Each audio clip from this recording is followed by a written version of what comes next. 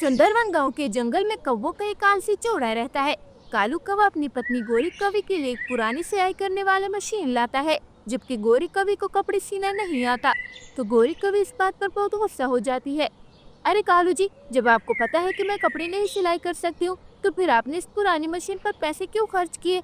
अरे गोरी, मैंने कब तुमसे ये कहा कि मैं ये पैसे देकर लाया हूँ? जब मैं घर आ रहा था तो मुझे ये रास्ते में पड़ी हुई मिली, तो मैं उठाकर घर ले आया। अच्छा, फिर तो ठीक है। मुझे लगा कि आप इस पुरानी मशीन को पैसों से खरीद कर लाए हैं। अगर मुफ्त की मिली है तो किसी न किसी काम तो आ ही जाएगी। तो ऐसे वो दोनों आपस में बातें करते हैं। वहीं उस जंगल में गरीब रानो चिड़िया और उसके दो बच्चे रहते हैं।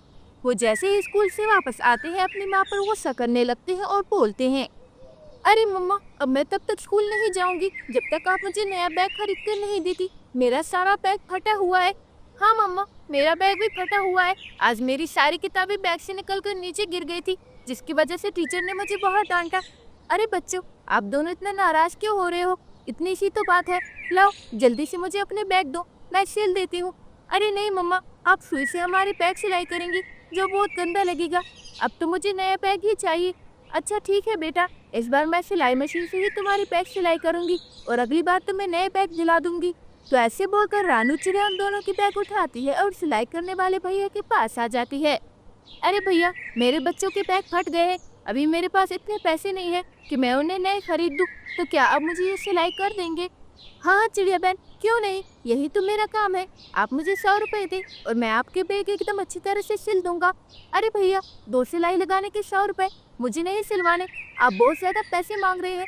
हाँ तो जाओ, मैंने कौन सा तुम्हें रोक रखा है? मुझे भी अपना वक्त जाया करने का कोई शौक नहीं है। तो ऐसे रानू चिड़िया अपने बैग लेकर वहाँ से निकल जाती है। रास्ते में उसे कबूतर मिलता है तो वो उसके पास रुक जाती है। अरे रानू चिड़िया, आप ये बैग कहाँ लेकर जा रही है? मार्केट से नए खरीदे हैं क्या? अरे नहीं कबूतर भैया, ये पुराने बैग है। मैं ये सिलाई करवाने के लिए ले गई थी, पर सिलाई करने वाले भैया ने एक सिलाई के 100 रुपए मांगे। मेरे पास मशीन नहीं है, वरना मैं खुद ही सिल लेती। अरे चिड़िया बहन, मैंने एक दिन कबो के घर सिलाई मशीन देखी थी, आप उनके घर चली जाए, वहाँ अपने बैग सिल लेना। आपका बहुत बहुत शुक्रिया कबूतर भैया, अब तो मेरा काम मुफ्त में ही हो जाएगा। तो ऐसे रानू चिड़िया कबूतर से बात करके कबो के घर आ जाती है और उनसे सिलाई मशीन मांगती है। अरे गौरी बहन, क्या आप मुझे थोड़ी देर के लिए अपनी सिलाई मशीन देंगी? मुझे अपने बच्चों के बैग सिलाई करने हैं। अरे नहीं छोटी चिड़िया, हम तुम्हें अपनी मशीन क्यों दे? जाओ और किसी और से मदद मांगो।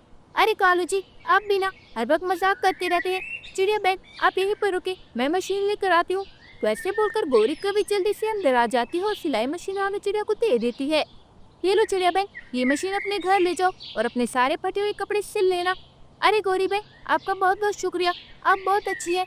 हाँ चिड़िया बहन, पर मुझे किराए के 100 रुपए देती जाना।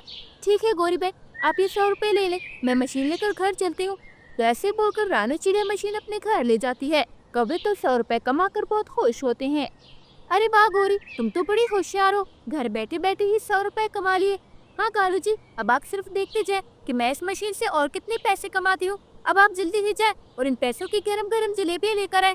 तो ऐसे कालू कौवा मिठाई की दुकान की तरफ निकल जाता है। रानू चिड़िया अपने घर जाकर सबसे पहले अपने बच्चों की बैग सिलाई करती है, उसके बाद अपने सारे फटे हुए कपड़े भी सिल लेती है। अरे वाह मम्मा, आपको तो बहुत अच्छी सिलाई करनी आती है। हाँ बेटा, मुझे ये काम मेरी माँ ने सिखाया था। अब तुम दोनों घर पर ही रुकना, मैं जल्दी से गोरी कवि की मशीन वापस लौटा कर आती हूँ। तो ऐसे बोलकर रानू चिड़िया जल्दी से कौवों के घर आ जाती है और उन्हें उनकी मशीन वापस लौटा देती है। कुछ दिन गुजर जाते हैं। एक दिन रानू चिड़िया लूसी कबूतरी के साथ नदी किनारे बैठी होती है कि तभी गुड़िया वहाँ पर आ जाती है और अपनी मम्मा से बोलती है, मम्मा, कल मेरी दोस्त मीनू का जन्मदिन है और मेरे पास पहनने के लिए कोई भी नए कपड़े नहीं है। आपको तो कपड़े सिलाई करना आता है ना, तो प्लीज मेरे लिए नए कपड़े सिल दे। अरे गुड़िया बेटा, अभी मेरे पास इतने पैसे नहीं है कि तुम्हारे लिए नए कपड़े खरीद सकूं, तो पिछले साल नानी जो तुम्हारे लिए कपड़े लाई थी वो पहन लेना। अरे चिड़िया बहन, आप फिक्र मत करें, मेरे पास थोड़ा सा कपड़ा पड़ा है जिससे मेरे कपड़े तो नहीं बन सकते, तो उससे आप गुड़िया के लिए नए कपड़े बना लेना। लूसी कबूतर की बात सुनकर तो गुड़िया बहुत खुश हो जाती है। आपका बहुत बहुत शुक्रिया लूसी बहन, मैं अभी जाती हूँ और गोरी कवि के घर से मशीन लेकर आती हूँ, आप गुड़िया को वो कपड़ा दे देना। तो ऐसे बोलकर गुड़िया लूसी कबूतरी के साथ उसके घर कपड़ा लेने चली जाती है और रानू चिड़िया कौवों के घर मशीन लेने आ जाती है। ये लो चिड़िया बहन, मशीन आराम से ले जाना और फिर शाम को 100 रुपए भी साथ लेती आना, मुझे पैसों की जरूरत है। अरे गौरी बहन, अभी मेरे पास पैसे नहीं है, पर घर जाकर मैं पैसों का बंदोबस्त कर लूंगी। तो ऐसे बोलकर रानू चिड़िया मशीन अपने घर ले जाती है। वो बुढ़िया के आधे कपड़े तो सिल लेती है, पर बीच में ही मशीन खराब हो जाती है। ये देखकर रानू चिड़िया बहुत परेशान हो जाती है। अरे ये क्या हो गया, ये मशीन कैसे खराब हो गई? अगर गौरी कवि को मशीन खराब होने के बारे में पता चला तो वो मुझे छोड़ेगी नहीं। इससे पहले कि उसे पता चले, मैं जल्दी से बाजार जाती हूँ और ये मशीन ठीक करवा लेती हूँ। अभी रानू चिड़िया ने ये बोला ही होता है कि दरवाजे पर दस्तक होती है। जब वो बाहर जाती है तो वहाँ कालू कौवा खड़ा होता है। अरे छोटी चिड़िया, वो मैं 100 रुपए लेने आया था, गौरी ने मुझे भेजा है। हाँ कालू भैया, मैं बस पैसे देने आने ही वाली थी, ये ले आपके 100 रुपए। रानू चिड़िया कालू कौवे के पैसे दे देता है और वो वहाँ से चला जाता है। रास्ते में उसे गौरी कवि मिलती है तो वो वहाँ रुक जाता है। अरे गौरी, तुम्हें पता है उस छोटी चिड़िया ने हमारी मशीन खराब कर दी। जब मैं उसके घर के बाहर खड़ा था तो मैंने उसकी सारी बातें सुन ली। अच्छा, तो ये छोटी चिड़िया मेरे साथ होशियारी करने की कोशिश कर रही है। आने दो उसे शाम को, मैं उसे छोड़ूंगी नहीं। इधर गौरी कवि बहुत गुस्सा होती है और बाहर रानू चिड़िया जल्दी से मशीन को मैकेनिक के पास ले जाती है और मशीन ठीक करवा लेती है। अरे भैया, क्या मेरी मशीन ठीक हो गई है? हाँ चिड़िया बहन, मैंने आपकी मशीन एकदम ठीक कर दी है। वो बस थोड़ी जंग लगने की वजह से खराब हो गई थी। आपका बहुत बहुत शुक्रिया भैया, वरना मैं तो बहुत परेशान हो गई थी। तो ऐसे रानू चिड़िया मशीन ठीक करवा के सीधा कबो के घर पहुंच जाती है। वहाँ गौरी कवि तो रानू चिड़िया का इंतजार कर रही होती है। अरे वाह छोटी चिड़िया, आजकल तुम बड़ी होशियार बनती जा रही हो। मेरी मशीन तोड़ दी और मुझे बताना जरूरी भी नहीं समझा। हाँ गौरी बहन, मशीन थोड़ी खराब हो गई थी, पर आप परेशान मत हो, मैंने बाजार जाकर इसे एकदम ठीक करवा दिया है। अब ये बिल्कुल तेज तेज चलती है। अरे छोटी चिड़िया, तुमने हमारी मशीन खराब कर दी, अब हमें ये मशीन नहीं चाहिए।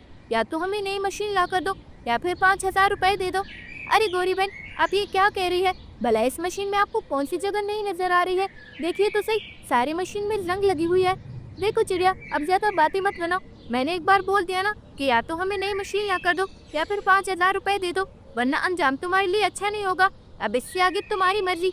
उनकी बातें सुनकर रानू चिड़िया वो मशीन लेती है और चुपचाप अपने घर आ जाती है। क्योंकि रानू चिड़िया बहुत कमजोर होती है तो वो कौवों से लड़ाई मोल नहीं ले सकती, इसलिए वो अपने जेवर बेचकर कौवों को पैसे दे देती है। एक दिन वो उस मशीन से कपड़े सिल रही होती है कि अचानक से उस मशीन में से सोने का सिक्का गिरता है। अरे ये सोने का सिक्का, ये तो मेरा नहीं है, लगता है उस गौरी कवि का होगा। वो मशीन में रख कर भूल गई होगी। मैं एक काम करती हूँ, उसे दे आती हूँ। पर क्यों मम्मा, वो गौरी आंटी कितनी बुरी है, आप उन्हें ये सिक्का ना लौटाए। नहीं बच्चों, कोई चाहे कितना भी बुरा क्यों ना हो, हमें उसकी चीजें लेने का कोई हक नहीं होता। वैसे बोलकर रानू चिड़िया जाने ही वाली होती है कि अचानक से उस मशीन में से आवाज निकलती है। रुक जाओ रानू चिड़िया, ये सिक्का उस कवि का नहीं बल्कि तुम्हारा है। मैं एक जादुई मशीन हूँ, जो भी मेरी इस मशीन से ज्यादा कपड़े सीता है मैं उसे हर रोज एक सिक्का देती हूँ। अब से मैं तुम्हें हर रोज एक सोने का सिक्का दूंगी। जादुई मशीन की बातें सुनकर तो रानू चिड़िया उसके बच्चे बहुत खुश हो जाते हैं। तो ऐसे कुछ वक्त गुजर जाता है। रानू चिड़िया बहुत अमीर हो जाती है और गरीबों की मदद भी करती है।